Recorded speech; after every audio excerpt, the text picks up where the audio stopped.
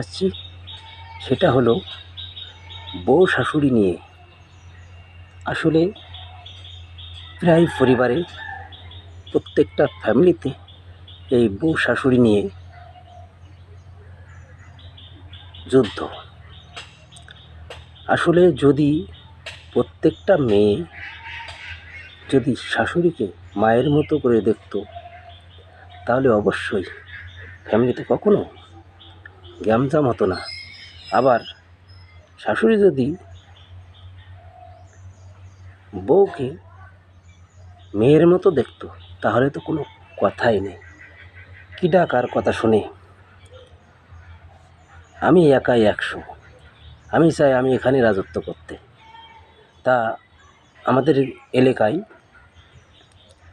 কিছু কিছু ফ্যামিলিতে আছে,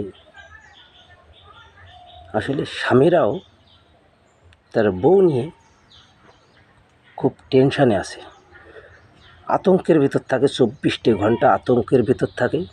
সামান্য একটা পান্তে চুন খসলে যেমন, ঠিক তেমনই সামান্য কথাই রাগান্বিত, স্বামীর মান ইজ্জত আসলে রাখে না, বিভিন্ন কটূক্তিতে তাকে ছোট করে, অনেক বড় বড় কথা বলে গালাগালি করে। আসলে এটা সমাজে বিরাজ করছে।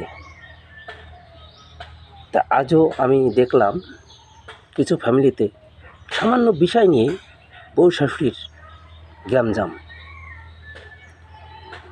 ওর দেখতে পারে না, ও ওর দেখতে পারে না, মানে ওর দিকে তাকালেই মনে হয়, শাশুড়ির দিকে তাকালেই মনে হয় রাগে ফেটে যায়।